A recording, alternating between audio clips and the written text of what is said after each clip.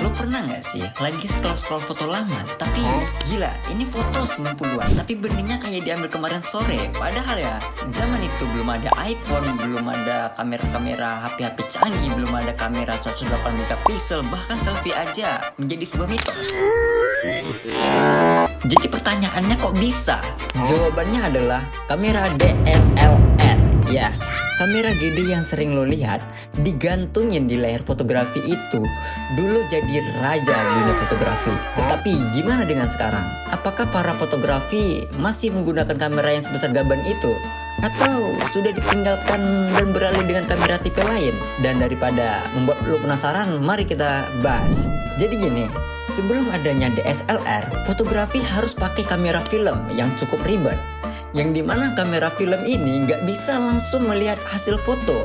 Kita harus mencucinya dulu, dan kalau gagal ya ngulang lagi. Makanya ketika DSLR atau Digital Single Lens Reflex muncul, ini benar-benar revolusi besar. Kamera ini pertama kali dikembangkan dari sistem SLR, Single Lens Reflex, yang pakai film tetapi di-upgrade dengan sensor digital. Kamera DSLR pertama yang benar-benar bisa dibilang modern adalah Nikon D1 yang rilis tahun 1999. Kamera ini langsung jadi game changer karena gak pakai film lagi bro, tetapi pakai sensor digital yang bisa menyimpan foto langsung ke memori. Maka dari itu, brand-brand besar seperti Canon, Sony, Pentax mulai berlomba-lomba bikin DSLR dengan teknologi yang ya makin-makin canggih pada tiap tahunnya. Pada era 2000-an sampai awal tahun 2010-an adalah masa kejayaan DSLR bro, dimana kamera-kamera tersebut menjadi pilihan utama para fotografer profesional yang pastinya, maupun ya amatir juga ada sih. Kenapa? Karena kualitas gambarnya jauh lebih bagus dibandingkan kamera digital biasa, apalagi dibandingkan kamera-kamera HP yang pada zaman dulu ya masih buruk untuk dilihat. Selain itu, fleksibilitas DSLR juga jadi daya tarik utamanya, yang dimana bisa gonta-ganti lensa sesuai kebutuhan dan juga bisa mengatur manual setting seperti shutter speed, aperture, ISO, serta punya autofocus yang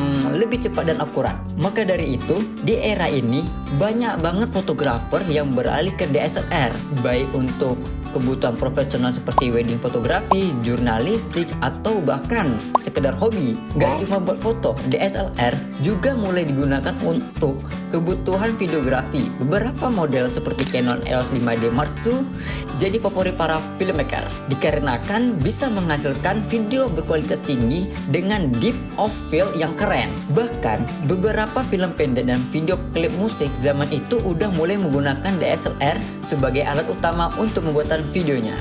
Akan tetapi, seiring berjalannya waktu, teknologi terus berkembang, datanglah pesaing baru seperti kamera mirrorless dan smartphone dengan kamera-kamera yang canggih-canggih ini. Mirrorless pada dasarnya mirip DSLR, tetapi lebih ringan karena menggunakan cermin. Hasil fotonya pun juga nggak kalah tajam. Brand seperti Sony, Fujifilm, dan Canon mulai mengembangkan mirrorless yang lebih compact, tetapi tetap berkualitas tinggi. Para fotografer pun mulai melirik teknologi baru ini karena ya lebih praktis. Di sisi lain, smartphone juga makin menggila bro. Dengan AI dan komposisional fotografi, HP sekarang bisa menghasilkan foto yang nyaris setara dengan DSLR dalam kondisi tertentu.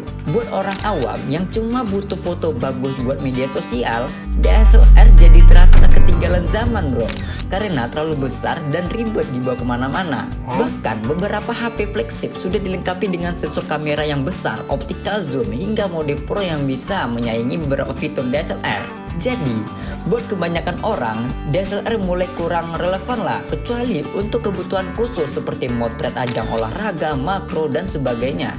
Akan tetapi, bukan berarti DSLR langsung punah begitu saja bro. Beberapa produsen tetap merilis model tertentu dengan fitur yang lebih canggih seperti resolusi yang lebih tinggi, autofocus yang lebih cepat, hingga kemampuan rekaman video yang lebih menarik.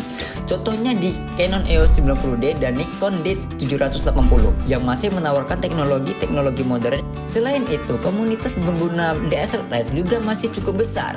Banyak fotografer yang tetap setia dengan DSLR karena merasa lebih nyaman dengan ergonominya, kualitas optik, serta daya tahan baterainya yang lebih baik dibandingkan mirrorless bro. Apalagi buat genre fotografi seperti sport, kamera DSLR masih jadi pilihan utama karena kecepatan fokus dan ketahanan bodinya. Jadi gimana kesimpulannya? Apakah DSLR akan punah? Nah, jadi apakah ini akhir dari DSLR? Well, gak sepenuhnya juga ya. DSLR masih tetap jadi pilihan buat beberapa fotografi yang butuh kualitas optik terbaik, terutama di industri tertentu seperti fotografi sport. Namun secara tren mirrorless memang mulai mengambil alih pasar dan DSLR perlahan kehilangan reputasinya. Tapi ingat bro, tanpa adanya DSLR, dunia fotografi nggak akan seperti sekarang. Kamera ini sudah berjasa besar dalam mengubah cara orang menangkap momen dan jejak akan terus dikenang dalam sejarah fotografi bro. Jadi, apakah lo masih tertarik buat punya DSLR atau lebih milih mirrorless dan smartphone yang lebih compact pastinya? Nah, jadi gimana? Lo masih bingung? Pilih DSLR, mirrorless, atau cukup pakai HP aja? Coba tulis di kolom komentar, lo tim DSLR yang klasik, atau tim mirrorless yang modern, atau tim HP yang praktis? Share pendapat lo di kolom komentar. Saya Freddy Ramana, pamit undur diri, see you. Dan jangan lupa subscribe dan like